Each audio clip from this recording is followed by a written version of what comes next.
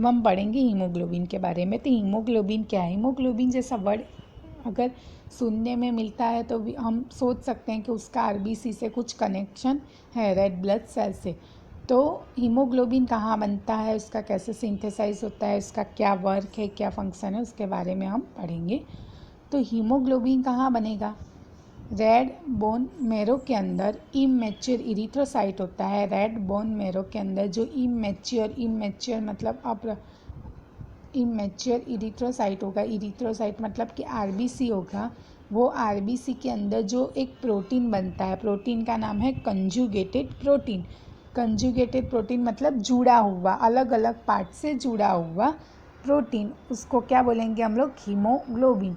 Bone marrow के अंदर जो इमेच्योर इरिथ्रोसाइट होते हैं, इमेच्योर आरबीसी होते हैं, उसके अंदर जो प्रोटीन बनता है, कंजुगेटेड प्रोटीन नाम है उसका, उसको हम बोलेंगे हीमोग्लोबिन। कंजुगेटेड प्रोटीन मतलब कि वो एक अकेला प्रोटीन नहीं है, वो 2-3 भाग मिलके बना है।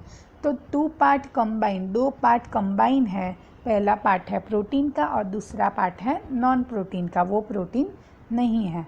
अब हीमोग्लोबिन है, वो 2 हीमोग्लोबिन को हम तोड़ेंगे तो फर्स्ट नाम है हीम और दूसरा नाम है ग्लोबिन। हीम का मतलब नॉन प्रोटीन भाग है और ग्लोबिन है वो प्रोटीन भाग है। हमने अभी आगे पढ़ा कि हीमोग्लोबिन 2 भाग से बनेगा, एक बनेगा प्रोटीन वाले भाग से, एक बनेगा नॉन प्रोटीन वाले भाग से। तो जो प्रोटीन वाला भाग है वो है ग्लोबिन और नॉन प्रोटीन वाला भाग है वो हीम, और ऐसे ही दोनों को मिलाएंगे तो हीमोग्लोबिन बनेगा। तो जो हीम है, जो नॉन प्रोटीन वाला भाग है, वो आयन प्लस प्रोटोप्रोफिरिन से बनता है। वो आयन प्लस प्रोटोप्रोफिरिन होगा, उसको जुड़ के बनेगा। और ग्लोबिन है वो अमाइनो एसिड की चेन से। अमाइनो एसिड क्या है? प्रोटीन को बनने के लिए जो बेसिक नीड होती है, बेसिक तत्व होता है, उसका नाम होता है अमाइनो एसिड।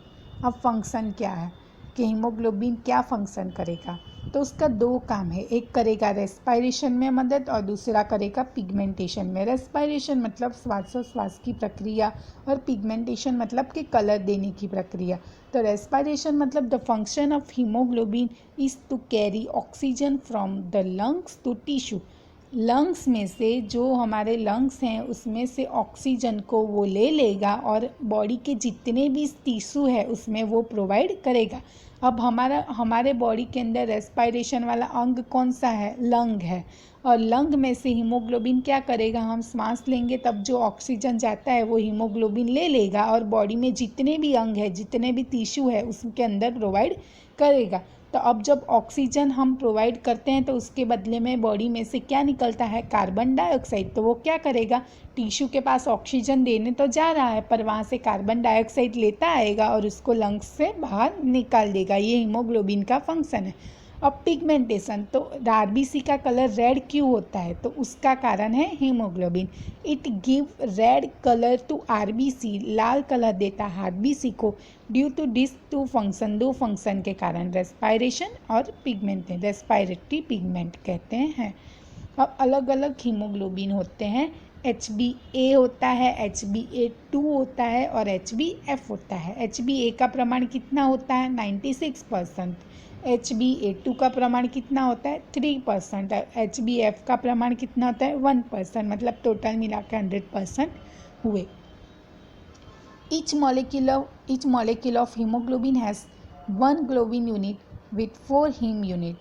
एक ग्लोबिन यूनिट में 4 हीम यूनिट होता है। एक ग्लोबिन जहाँ होगा वहाँ 4 हीम का यूनिट भेगा होगा। द मोलिकुलर वेट कितना होगा? 68,000 डाल्टन जितना उसका वेट होगा। ये IMP है, पूछ सकते हैं 1 मार्क्स में भी कि हीमोग्लोबिन का मोलिकुलर वेट कितना होता है। The globin of each haemoglobin molecule made up of, जो ग्लोबिन होता है हीमोग्लोबिन में, जो ग्लोबिन होता है वो किससे बनता है? Tetramer with 2 polypeptide chain of 1 kind and 2 another. Polypeptide के चेन से वो बनेगा। In normal adult A this chain are called alpha and beta chain.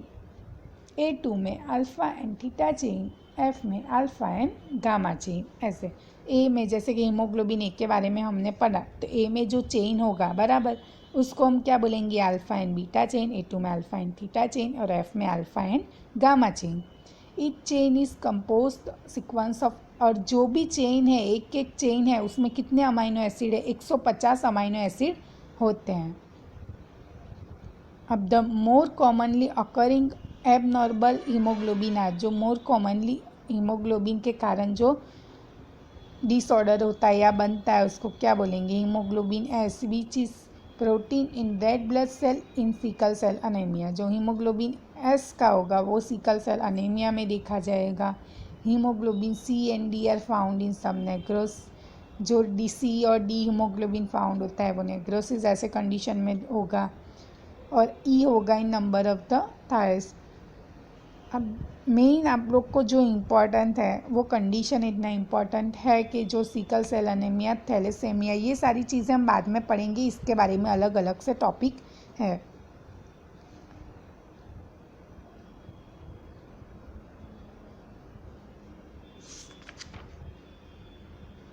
अब हमको हीमोग्लोबिन चेक करना है कि हीमोग्लोबिन हम कौन से मेथड से चेक कर सकते हैं।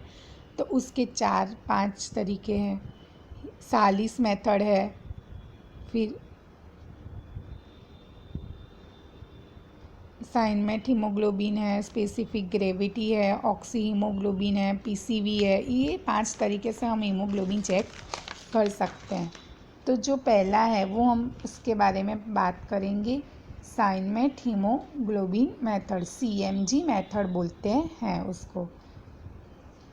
अब उसमें जो है कि decrease in haemoglobin below normal range is called anaemia. Anaemia जैसा नाम आता है तो एक वर्ड याद रख लेने का कि हीमोग्लोबिन के काउंट में घटा हुआ है या हीमोग्लोबिन का काउंट उसके नॉर्मल रेंज से बिलो गया है, नीचे गया है, इसीलिए उसको अनेमिया हुआ है। And increase in haemoglobin concentration occurring in haemoconcentration, और अगर वो बढ़ गया हीमोग्लोबिन तो उसको क्या बोलेंगे, हीमो कंसंट्रेशन। घट गया तो अनेमिया, बढ़ गया तो हीमो कंसंट्रेशन।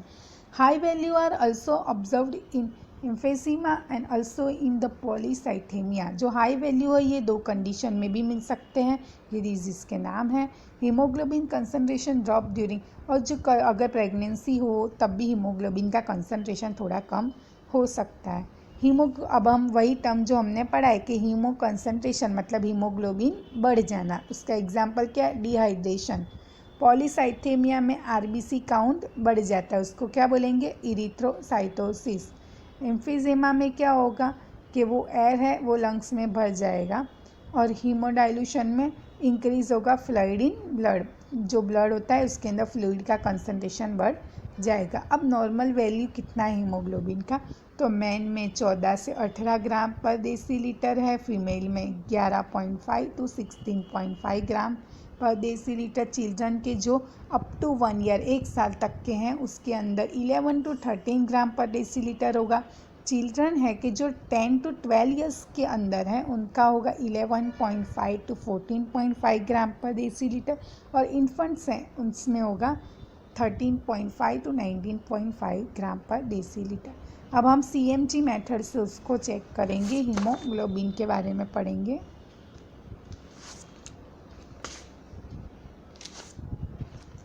जो पहले हम पढ़ लेते हैं पीसीवी मेथड, 5th मेथड था वो। पीसीवी मेथड में क्या करना है कि हम वो सीबीसी रन करवाएंगे तो पीसीवी की जितनी भी वैल्यू आएगी तो उसका एक सूत्र है, उसका एक फॉर्मूला है, HB is equal to PCV divided by 3। तो अब हमको क्या करना है कि HB देखना है तो PCV की वैल्यू जो भी आई है वो रख देना है और डिवाइडेड बाई 3 कर देना है, तो हमको HB पता चल जाएगा। और अगर आपके पास HB की वैल्यू है और PCV आपके पास नहीं है तो आप वैसे भी ढूंढ सकते हो कि PCV is equal to 3 multiply by HB। तो हीमोग्लोबिन की जो भी 11-12 वैल्यू आई मल्टीप्लाई बाई 3 और तो उसकी PCV वैल्यू मिल जाती है। अब CMG मेथड से हम लोग हीमोग्लोबिन की टेस्टिंग करेंगे। When blood is mixed with working Drebkin reagent containing potassium cyanide and potassium ferricyanide, जब ब्लड को हम एक रिएजेंट के साथ मिक्स करेंगे, रिएजेंट का नाम है ड्रेपकिन रिएजेंट। वो ड्रेपकिन रिएजेंट किससे बनता है, potassium cyanide and potassium ferricyanide. Haemoglobin react with the ferricyanide to form methaemoglobin. जो हीमोग्लोबिन है वो क्या करेगा, फेरिसाइनाइड के साथ मिक्स हो जाएगा और क्या बनाएगा, methaemoglobin. It is unstable brown colour complex, और वो कौन से कलर का बनेगा, ब्राउन कलर का बनेगा, और वो धीरे धीरे किस में कन्वर्ट होगा, स्टेबल साइनमेट हीमोग्लोबिन में बाय साइनाइड। जो साइनाइड जो रिएजेंट में है उसकी मदद से वो इसमें कन्वर्ट होगा। It stable brown colour complex, वो कौन से कलर का होगा, ब्राउन कलर का कॉम्प्लेक्स बनाएगा। The intensity of colour is proportional to haemoglobin concentration. जितना इंटेंसिटी ऑफ कलर मतलब कि जितना कलर डार्क होगा उतना हीमोग्लोबिन का कंसंट्रेशन ज़्यादा होगा। कलर लाइट होगा तो हीमोग्लोबिन कम होगा, मतलब एक दूसरे के साथ वो लोग प्रपोजनल है।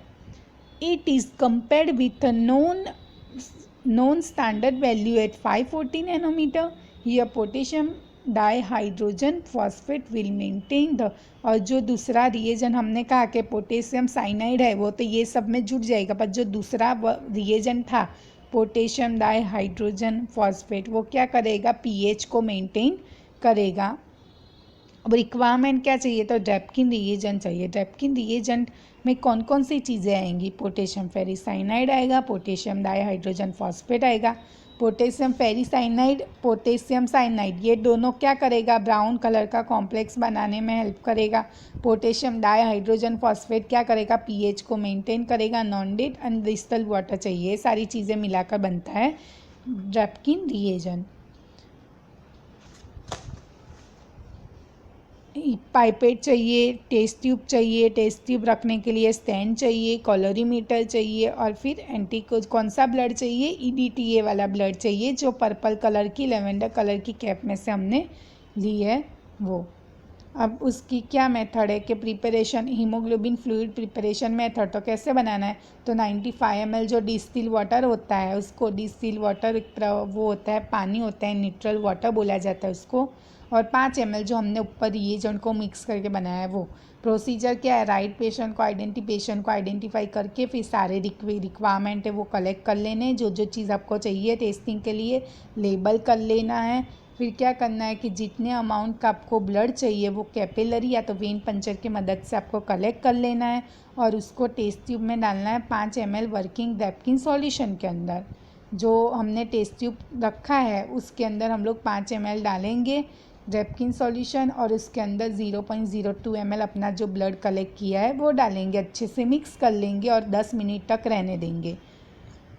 फिर कैलोरीमीटर स्टार्ट कर देंगे। एक मशीन है जो कलर के कंसंट्रेशन के हिसाब से उसका रीडिंग देता है, कलर को मेजर करता है, इसीलिए उसको बोलते हैं कलरीमीटर। और उसमें पहले हम 0 सेट कर देंगे, उसके बाद 0 सेट करने के बाद जो वैल्यू है वो हमारी वैल्यू होगी, और उसका एकम होता है OD of test and standard. और जो रिज़ल्ट आता है उसको हम लोग कौन से एकम में रखेंगे, ग्राम परसेंटेज, यूनिट है कौन सा है, ग्राम परसेंटेज। और जो हम एरिया में काम कर रहे थे उसको क्लीन कर लेना है, जो रिक्वायरमेंट हमने लिए उसको उसकी जगह पर रख देना है और हैंड वॉश कर लेना है। अब जो फॉर्मूला है हीमोग्लोबिन कंसंट्रेशन का तो क्या है, OD of test multiply by F, F मतलब डाइल्यूशन फैक्टर के जो हमने डाइल्यूशन करने के लिए लिया है। तो क्या है, dilution factor is equal to concentration of standard dilution factor divided by OD of standard multiply by 1000, ये फॉर्मूला है। फिर डाइल्यूशन ढूंढने के लिए total volume divided by blood volume. तो टोटल वॉल्यूम जैसे कि हमने कैसा लिया कि 5 ml क्या था हमारा ड्रेपकिन रिएजेंट था, प्लस 0.02 ml क्या था हमारा ब्लड था, और वैसे ही डिवाइडेड बाय ब्लड वॉल्यूम के ब्लड ने हमने कितना लिया 0.02, और इज इक्वल टू कितना आया उसका 251। अब हम हीमोग्लोबिन के बारे में दूसरी मेथड सालिस मेथड के बारे में पढ़ेंगे। सालिस मेथड वो उसका स्पेसिमेन, उसके लिए हमको क्या चाहिए, तो ईडीटीए वाला वीनस वाला ब्लड चाहिए, और फिर उसको हमका रिक्वायरमेंट बेसिक होगा वो होगा सालिस हीमोग्लोबिन मीटर। वो एक मशीन आता है जिसमें आजू बाजू बीच में हम अपना सैंपल का वो पाइप रख देते हैं, ट्यूब रख देते हैं, और उसके आजू बाजू 2 रोड्स होते हैं जो ब्राउन कलर के बने होते हैं। तो हमारा जो सैंपल होता है उसका कलर हमारे जो रोड्स होते हैं उससे मैच करना होता है, और जिस लेवल पे जाके वो मैच हो जाता है वो लेवल पे कुछ लेवल तक मार्क होता है कि 14, 11, 12 ऐसा। तो जैसे कि हमारा मार्क 11 पे जाके रुका कि 11 पे हमारा कलर वो कलर से मैच हो रहा है, तो हीमोग्लोबिन 11 है, ऐसे हम रख सकते हैं। तो उसमें सालिस हीमोग्लोबिन मेथड में 2-3 चीज़ें होंगी। A standard brown glass mounted on a comparator मतलब कि जो कंपैरिजन करते हैं वो। अ ग्रेजुएट ट्यूब में हम अपनी सैंपल डालेंगे और हीमोग्लोबिन पाइपेट की जिसके मदद से हम अपना ब्लड लेंगे। 0.1 ml हाइड्रोक्लोराइड एसिड चाहिए, HCl चाहिए, डिस्टिल वाटर चाहिए और पास्चर पीपेट चाहिए। पीपेट के मदद से हम वो जो आप 1 ड्रॉप डिस्टिल वाटर होगा वो डालेंगे। तो अब इसमें क्या करना है कि पहले तो हमको by using the Pasteur pipette 0.1 ml HCl hydrochloric acid का 0.1 ml कंसनट्रेशन को हमको जो बीच में जो हमारा ट्यूब है ग्रेजुएटेड ट्यूब उसके अंदर डालना है। 20% मार्क होगा उसके ऊपर उतना भरना है।